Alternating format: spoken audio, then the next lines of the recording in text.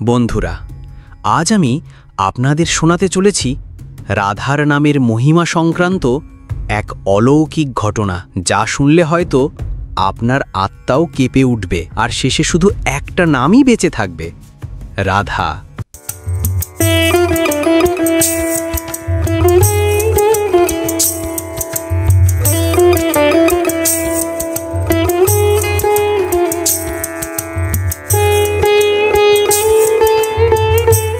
গল্পের শুরু এক সিদ্ধ মহাত্মাকে নিয়ে।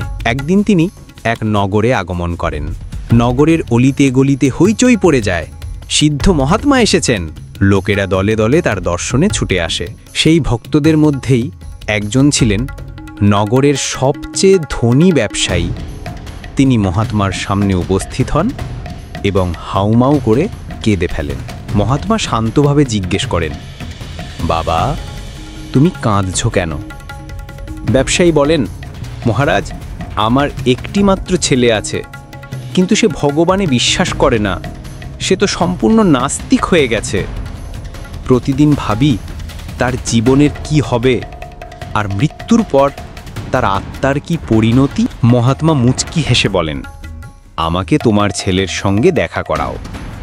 ব্যবসায়ী তাকে নিজের বাড়ি নিয়ে যান, যথেষ্ট সেবা শুশ্রূষা করেন।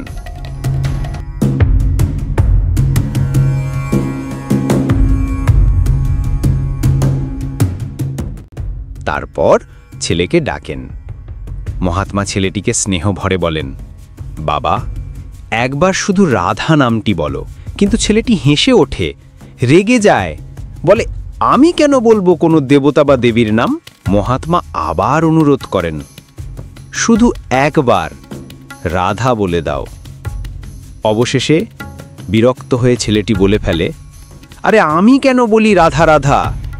মহাত্মা হাসেন এবং ব্যবসায়ীকে বলেন, চিন্তা ছেড়ে দাও। তোমার ছেলের এই জীবন আর পরজীবন দুটোই এখন মুক্তির পথে। ব্যবসায়ী হতবাক, কিছুই বুঝতে পারেন না। মহাত্মা বলেন, যখন সে মৃত্যুর পর যমলোকে যাবে, তখন একবার রাধা নাম উচ্চারণ করার সেই কৃত্যই তাকে মুক্তি দেবে। সময় পেরিয়ে যায়, ছেলেটি মৃত্যু হয়। যখন যমদূত তাকে যমরাজের সামনে নিয়ে আসে, যমরাজ গম্ভীর কণ্ঠে জিজ্ঞেস করেন, তুমি আগে কি ভোগ করতে চাও, পাপ না পুণ্য? ছেলেটি শান্ত ভঙ্গিতে উত্তর দেয়, আমি আগে পুণ্য ভোগ করতে চাই। তখন যমরাজ আরও গম্ভীর স্বরে বলেন, তুমি কি আদৌ কোনো পুণ্য কাজ করেছ? সে স্মৃতিচারণ করে, কিছুক্ষণ ভাবে, তারপর কাঁপা গলায় বলে, একবার আমি রাধা নাম বলেছিলাম, অনুগ্রহ করে সেই পুণ্যটুকু আমায় দিন।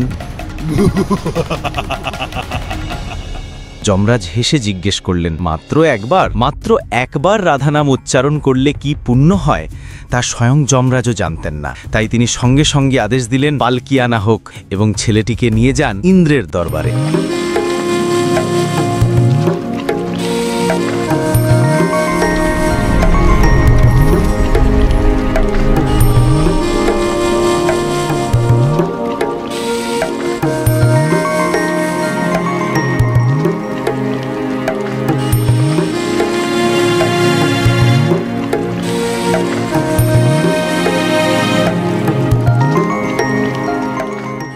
ইন্দ্রদেব অবাক। তিনি বলেন, এই প্রশ্নের উত্তর তো ব্রহ্মাদেবী দিতে পারবেন। পালকি যায় ব্রহ্মলোকে।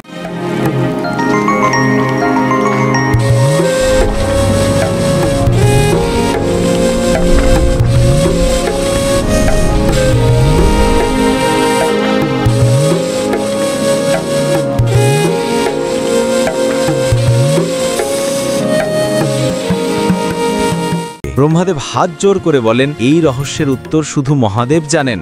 তখন তিন দেবতা একসঙ্গে কৈলাসে গেলেন।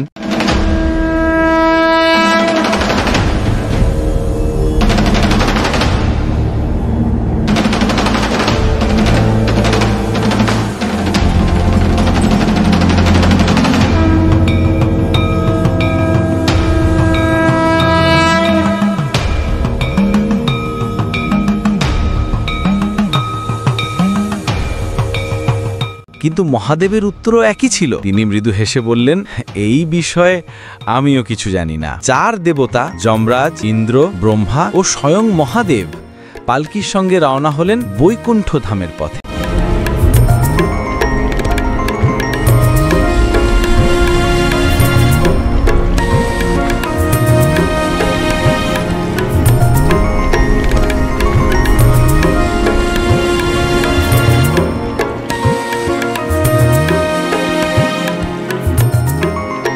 ভগবান বিষ্ণু বিস্ময়ে জিজ্ঞেস করেন, এই দেবগণের মিছিল আর পালকিতে কে রয়েছেন? সব দেবতা বলেন, প্রভু একবার রাধা নাম বললে কি পুণ্য হয়? ভগবান বিষ্ণু মৃদু হাসেন এবং বলেন, এই তো রাধা নামের মাহাত্ম্য।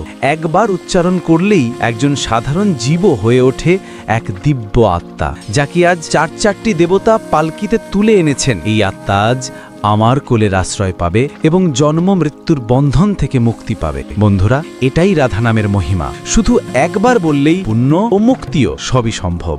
আপনিও একবার আমার সঙ্গে বলুন হৃদয় থেকে, রাধে রাধে।